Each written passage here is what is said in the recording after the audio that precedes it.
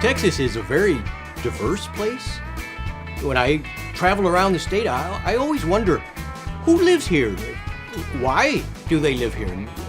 What do they do? I'm very inquisitive like that. I don't know about the new interface, but if you pull up your command line and type in display 9, oh look, I'll have to call you back. All right, bye. Mapping has always been my passion, ever since my 6th year at technical college. Seeing people light up when they see my work, it's like, oh, I get it now. I was blind, but now I see. That sort of thing. You know what I mean? I'm proud to be working with GIS. Most of us who have been in GIS for the last 25 years simply fell into it.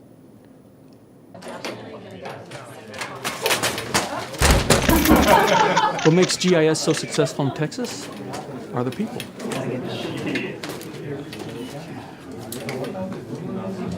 Sorry I'm late, everyone.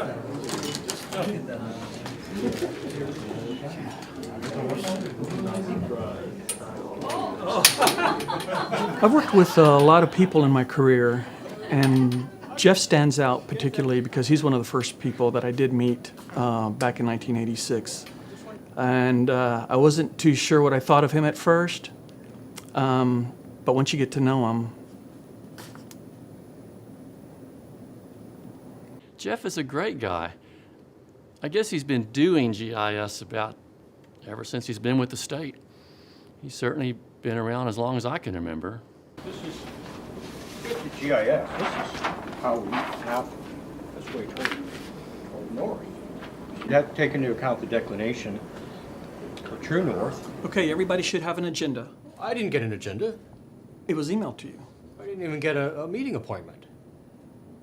Geoff certainly is proactive. You know, when he's not invited to a meeting, he shows up anyway. I mean, he really is harmless for the most part. People really look up to me because I've been around so long and I've done it all. They always say, well, why are you helping me? What can I say? I love to help people. I can tell that they really appreciate it. I feel like a father to this younger generation. It's like, look, I am your father. Right, like Star Wars. So Geoff, he's got some ideas, and we had him working on the contact forms for the website, and he wrote the whole thing in Fortran, and it was kind of hard to get it to fit in with the way that everything else on the web works. I have the old Sperry Univac mainframe computer that used to belong to the Water Commission at my house. When they decommissioned it in 1990, I bought it and still use it today.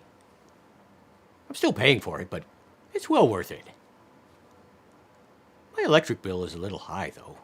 We asked him, you know, if maybe he could do something else, but he felt really strongly that this was kind of the way that we should do everything, so he wanted us to rewrite the whole website in Fortran, and I don't, it's just, I don't think that, does anybody do that? I don't think that works. Geoff and I started working together back in 1986 when I was an intern, and he taught me kind of how to use all the GIS hardware at the Texas Water Commission.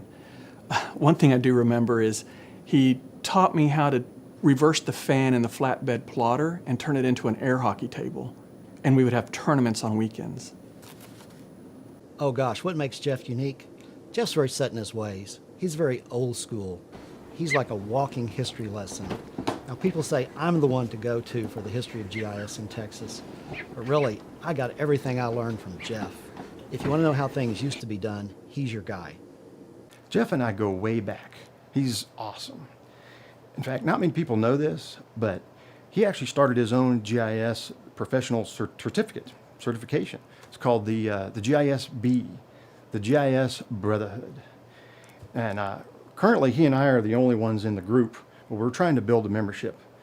It's an elite group, you see, and it requires a test and all. So we meet down at the draft house. Or is it the draft horse? Ah, man, I never can remember. I had lunch with Geoff recently, and I asked him if you could have lunch with anyone in the world living today, who would it be? And he said Jack Dangermond and Billy Idol. We're in the middle of planning our forum right now, and we have several submissions that we get every year, and really good submissions. And every year, Geoff turns in presentations for us to consider, and this year he turned in 4. You know, Geoff really loves to present at conferences. Unfortunately, his papers are rarely accepted. Let me just read you some of these titles that he sent in. So, AML is alive and well. How to incorporate AML into your web applications. Geocoding using the phone. Be a man, use Fortran. I know that some people just aren't ready for this stuff. It's all bleeding edge stuff right now, and frankly, most people just can't keep up. Thank you so much for having me. Now, before I dive right in, who here has ever been in a situation where you suddenly remembered, oh no, I forgot my GPS unit, but I have my compass? Let me see a show of hands. Anyone? Anyone? No one. Oh, okay. Well, well, imagine that you're traveling down an old dirt road and suddenly you hear a loud thump. When I'm up on stage presenting, I can feel the enthusiasm coming from the audience. They're like sponges just taking it all in. It's very gratifying. It's why I do this. Helping people is my thing. I don't even need to be paid. And yes, sometimes they do forget to pay me, but it's okay. It's all about the people.